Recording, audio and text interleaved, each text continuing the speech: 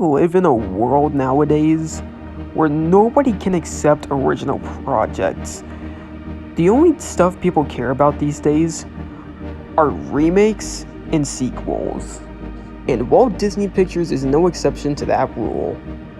This multi-billion-dollar corporation has built theme parks and movies and shows, and yet they have one of the biggest downfalls of any company nowadays that I've ever seen. They went from being a media king of animation back in the day to now being they just don't care anymore.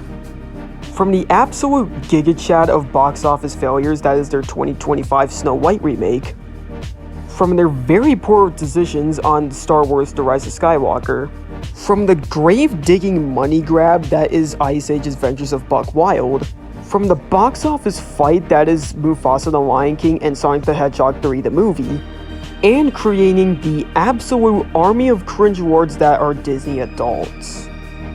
And Disney's lapdog Pixar has been creating sequels for them and them only. And what they're making poor Pixar cook up with their next movie has gotta be one of the most unnecessary sequels ever made, and possibly maybe even ever. What is that exactly?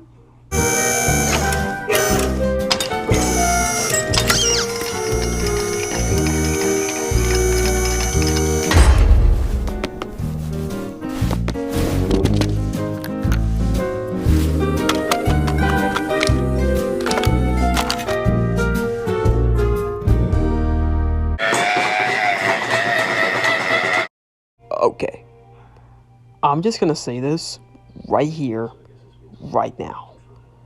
Who on God's green earth ever asked for a 5th Toy Story? I'll wait.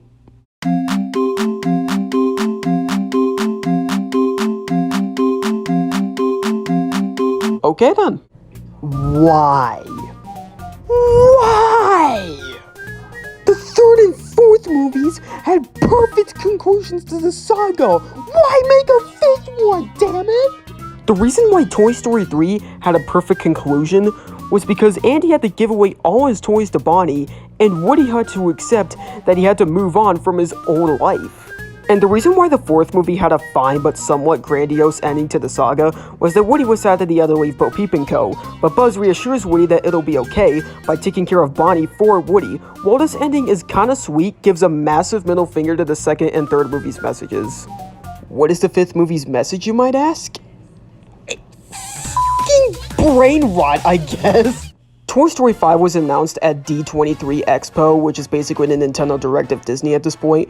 Showed off some screenshots of concept arts and the teaser trailer for the movie. And while Toy Story 5 has no reason to exist, like, at all, the concept art shown at the announcement did show some stuff very interesting and some very bizarre. And that's what we're going to cover today. Showing what my thoughts are on Toy Story 5 and what to expect from the movie. And also what comes from the movie that I like to think of it. So, let's get straight on into it.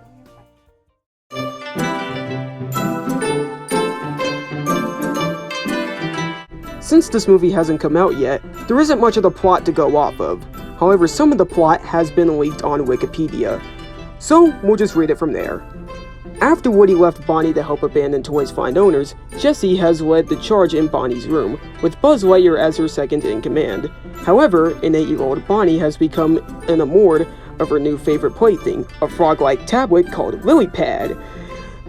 Woody, now back with his friends, Buzz and Jessie are gonna stop kids using technology.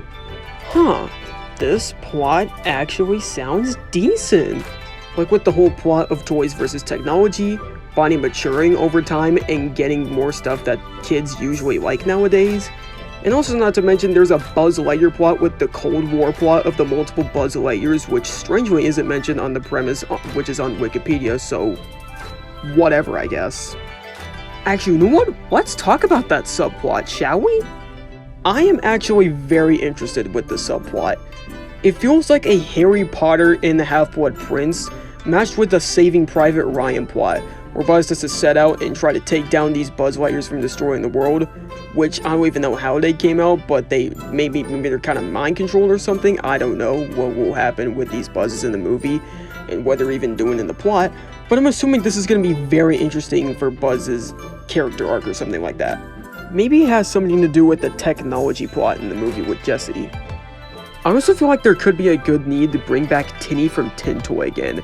Since he's an important part to Pixar's history, I feel like he could be more integral to the plot of the story, maybe being a mentor of Buzz of some sort. Maybe he can tell Buzz's backstory from A Tin Toy Christmas. Yeah, you know that cancelled Pixar Tin Toy Christmas special with Tinny and that ventriloquist dummy? Yeah, he's gonna tell that story, and he's also gonna tell how he's been replaced by much more electronic and more advanced toys than Tinny. And since of Tinny being a one-band toy himself, he can still be capable of bringing a child's playful light to heart.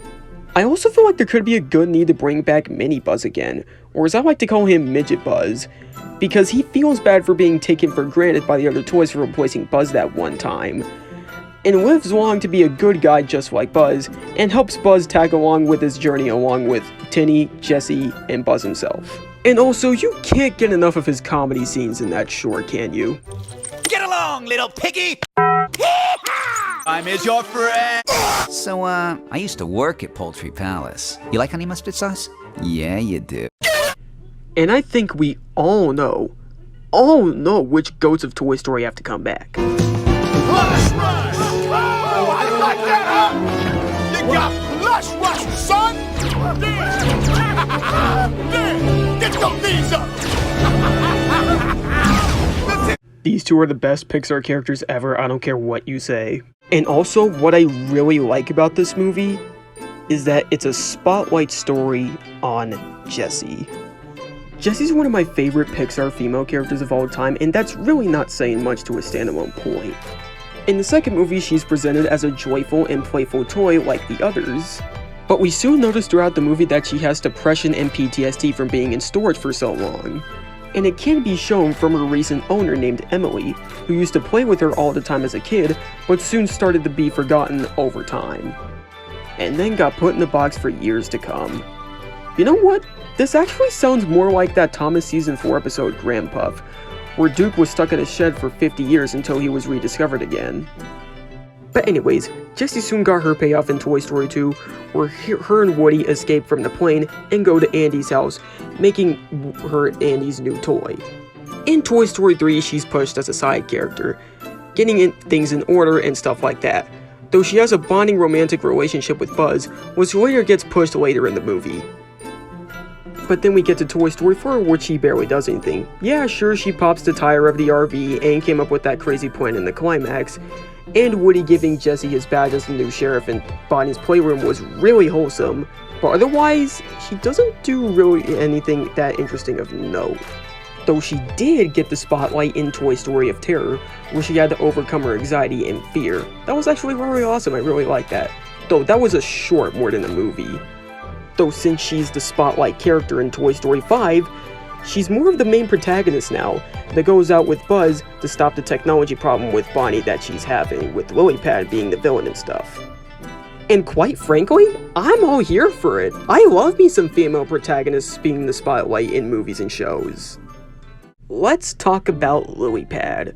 Pixar confirmed that LilyPad is going to be the main villain in Toy Story 5, and I see this character more of like the Diesel in this movie, seeing that these that are tablets that are revolutionary and will take over the playtimes of children in rooms. I find this character pretty interesting for a villain, and I'd like to see what they do with this character later in the movie.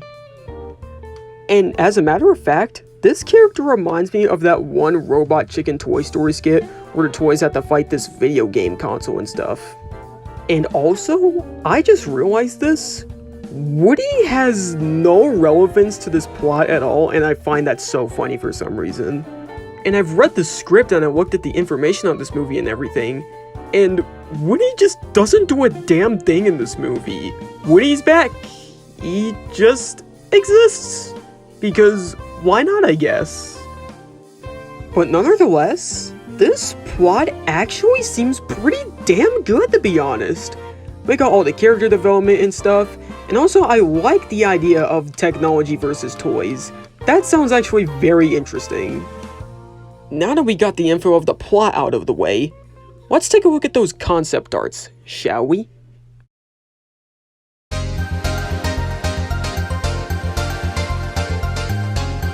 So Pixar have shown some concept arts of scenes from the movie, and honestly, they look really good, and also pretty incredible if you ask me. So we're gonna take a look at all of them to see what we think of them. So, here we go. The first one we have is this concept art, which is the army of Buzz Lightyears escaping a shipping container. Okay, this has no reason to look this sick. The sheer enthusiasm of the Buzz Lightyears just walking out and looking at this abandoned desert that they've been stranded in is so good. Like the sky, the winding grass, the sand, and the Buzz Lightyear boxes that are on the ground. This has no reason to have this much personality, and I honestly love it. Can't wait to see how this looks in the actual movie. And this is even better when you find out that this is going to be the opening scene of the movie. Really impressive stuff there. And here we have this concept art of Jessie and the gang confronting Lily Pad the tablet. And this honestly feels like it's going to be a cool confrontation scene like I've seen in various other animated movies. And I don't know what Bonnie is chatting, but I'm pretty sure it's probably fine, I guess. But yeah, I feel like this is going to be a cool confrontation scene of Lily Pad saying, "Oh, I am the best piece of electronics in the world, and you are worthless," and stuff. Yeah, I feel like this is going to be a cool confrontation scene that's going to be in the movie. And next we have this concept art of the toys looking in horror as Bonnie looks at her tablet under the covers. And this is probably maybe the best one we've seen so far. Like Bonnie's enjoying her tablet, which is staring at a white screen or something like that. And I love all the expression of worriedness in the toys in the background. Seriously, Rex looks like he's seen some stuff, man. And I feel like this is going to be a scene where the toys realize that Bonnie is not playing with his toys and is looking at her tablet as her new plaything, which I feel like is going to be pretty impactful, I must say.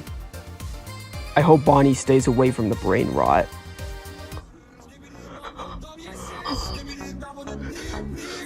Stay away.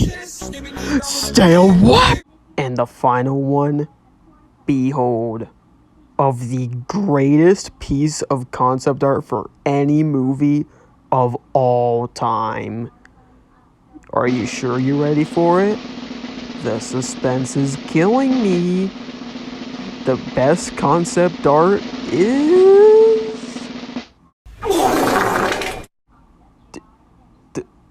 Did someone just go on PowerPoint, copy and pasted these PNGs of Buzz Lightyear and call it a day? Huh.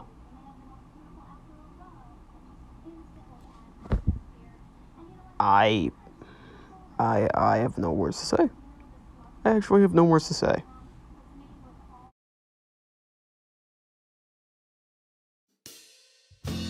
Even though Toy Story 5 shouldn't exist at all, the news that we got on this movie and from what we just gone over, I have pretty high expectations for this movie.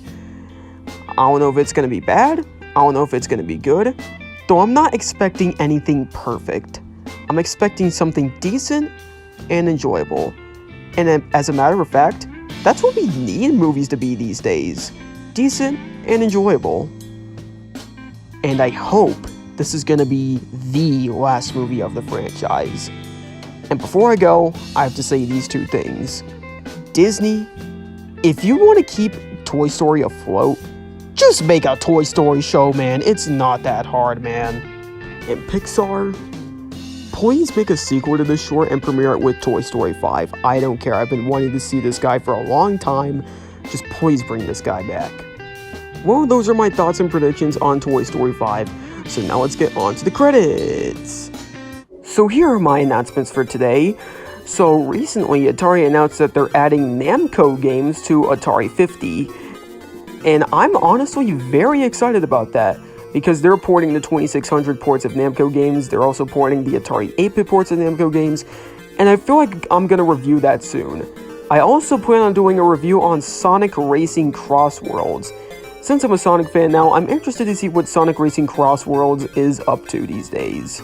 So yeah, I'm seeing if it's good or if it's bad, but nonetheless, I'm sure it'll be good. And before you ask, yes, my next video is going to be how a Pac-Man x McDonald's collab video will work. I'm gonna make this video after when I make this video. It's probably gonna be good because I have a lot of stuff planned for that. So, let's hope for the future to see what we get. And I also feel like I wanted to dive into making Thomas and My Life as a Teenage Robot videos, since I want to bring more fans of various other media to my channel to see if they can enjoy it. As for video games, I am currently making a port of Donkey Kong on Scratch. The work process on that game has been really good so far, and I can't wait to share it with you guys. And I think that's all I have to say for today. See you guys next time, and I'll see you in the next video.